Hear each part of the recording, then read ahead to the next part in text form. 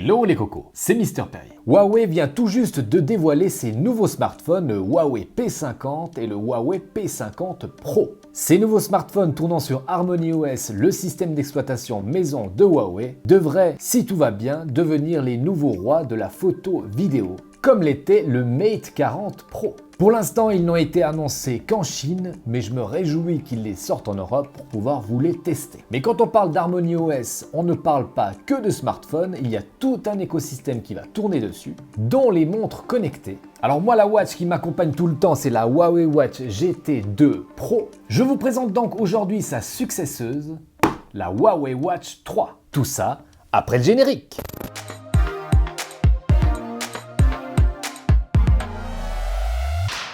Alors, un rapide déballage. En premier, on a la watch qui est déjà configurée, oui, parce que ça fait plusieurs semaines que je l'utilise déjà, je vais pas vous tester un truc que je connais pas. On a aussi le petit galet de recharge par induction, mais vous pouvez aussi bien sûr la charger sur n'importe quel support à induction. C'est pas le cas de toutes les watches et ça c'est vraiment cool. On n'a pas de manuel, mais un petit QR code pour nous faire télécharger l'application santé de Huawei. Donc voilà, il y a tout ce qu'il faut, mais c'est très classique.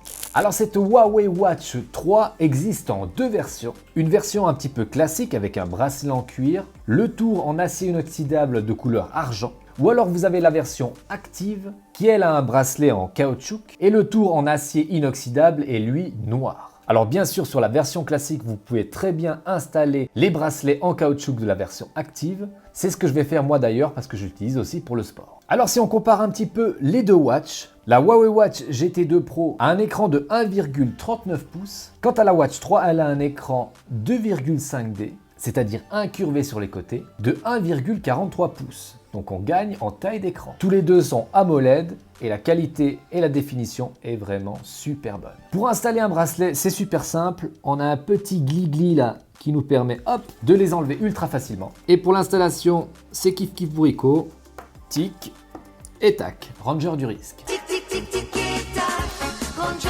du risque. Tic tic tic tic et tac, ranger du risque. Alors cette Watch 3, je la trouve franchement magnifique.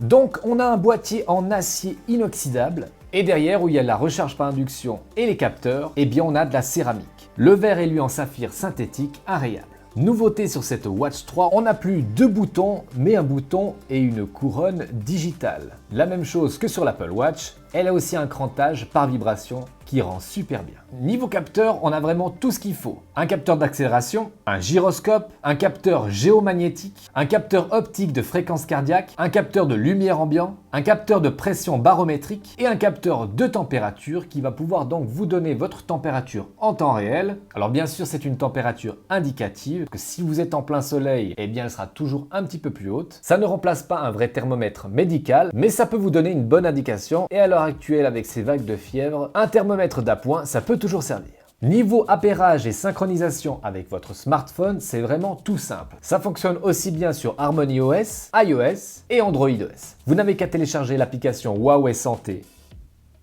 et l'appairage se fait en toute tranquillité. L'app est super bien faite, on voit bien sûr le niveau de batterie, nos pas, nos calories et la distance qu'on a parcourue chaque jour. On peut aussi changer les cadrans de la montre et il y en a un sacré paquet. Certains sont aussi bien sûr personnalisables. Vous allez pouvoir changer par exemple la couleur du cadran et même des raccourcis vers les applications. On peut aussi gérer le suivi de santé, les notifications, ajouter une eSIM. Oui, parce qu'elle est compatible eSIM, ça veut dire que vous pouvez directement téléphoner avec et vous connecter à Internet. Et puis on peut bien sûr aussi régler les paramètres de la montre. Donc une application vachement bien faite. Bon, parlons maintenant de la grande nouveauté chez Huawei. Eh bien, c'est leur nouveau système d'exploitation qui va remplacer Android, HarmonyOS. Alors que vaut HarmonyOS? Eh bien franchement, comme on dit en Suisse, j'ai été déçu en bien. L'interface est assez classique, mais elle fonctionne super bien. Il n'y a pas de fioritures. On a bien sûr de l'Always On Display si on le veut, pour garder l'heure toujours au poignet. On peut, comme je vous l'ai dit, bien sûr, personnaliser les cadrans, il y en a plein, et ils sont super cool franchement.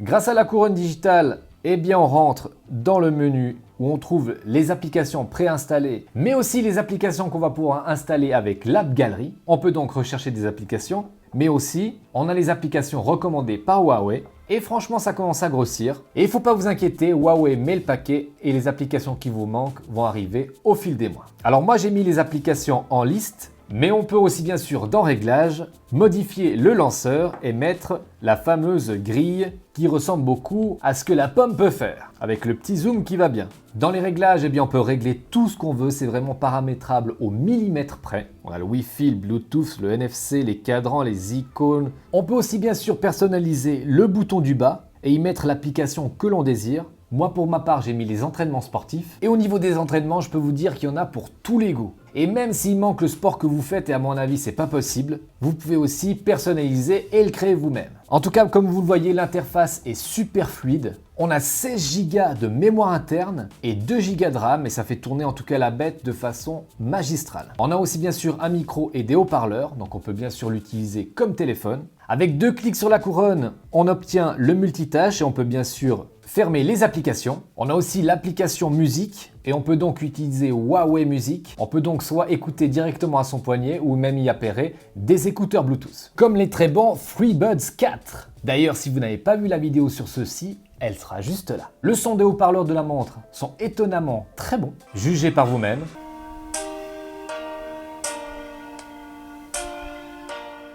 Alors dans la navigation d'HarmonyOS, en glissant du haut vers le bas, eh bien vous avez le Control Center avec tout ce qu'il faut pour contrôler votre montre. On a même le drainage de l'eau pour ceux qui font de la natation et elle est étanche jusqu'à 50 mètres. Un glissement du bas vers le haut vous donne les notifications. On peut bien sûr toutes les effacer en un clic. Un glissement de la gauche vers la droite vous donne la météo. Ah bah tiens, il fait beau aujourd'hui. Enfin. Et un glissement de la droite vers la gauche vous donne votre suivi d'activité, mais aussi vos pulsations et votre taux d'oxygène dans le sang. C'est bien sûr aussi totalement personnalisable. Niveau confort, eh bien elle tient très bien au poignet. Elle n'est pas non plus gigantesque, mais elle fait montre. Et elle ne pèse que 54 grammes. Donc c'est vraiment à l'aise, Blaise. On va terminer avec l'autonomie. Et vous le savez, sur les montres Huawei, c'est toujours un point fort. Alors là, on est sur un nouvel OS, HarmonyOS, qui est un petit peu plus gourmand que l'ancien OS qu'utilisait Huawei. Mais ils ont quand même mis le paquet. Et grâce à une architecture à 2 puces, donc 2 processeurs, et l'algorithme Smart Power Saving 3.0, et bien en mode connecté par exemple eSIM, vous avez 3 jours d'autonomie. Et si vous n'avez pas de eSIM, eh bien on peut aller jusqu'à 14 jours. Alors bien sûr, si vous avez une utilisation intensive, par exemple comme la mienne, eh bien vous allez tenir facilement 7 jours, c'est-à-dire une semaine. Et pour ceux qui ont une eSIM, eh bien pas de panique, car elle est dotée de la charge rapide et en seulement 10 minutes de recharge, vous êtes reparti pour 15 heures d'autonomie. Et bien voilà les cocos, il me reste à vous donner les plus et les moins. Les plus, le design que je trouve vraiment magnifique. Cette couronne digitale empruntée à l'horlogerie, eh bien permet une navigation super simple. On a bien sûr le côté santé avec de nombreuses données récoltées et le capteur de température, ce qui est bien utile. L'interface d'HarmonyOS est très intuitive et très fluide.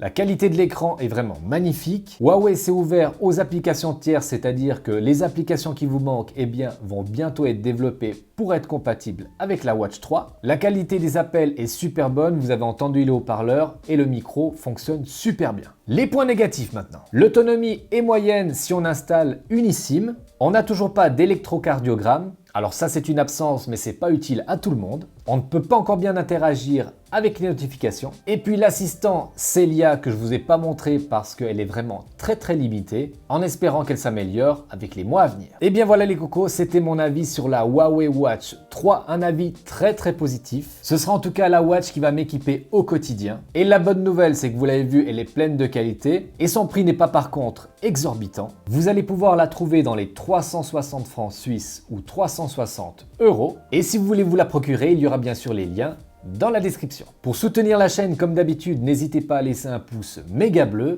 même si je sais qu'ils sont plus bleus, à vous abonner à la chaîne et à activer la cloche de notification pour ne pas louper les prochaines vidéos. Je vous dis à très bientôt pour un prochain vlog ou une prochaine vidéo. Faites très attention à vous. Bisous! Bon, c'est l'heure de se manger une petite raclette et d'essayer de retrouver Maurice. Je sais pas où il est passé celui-là.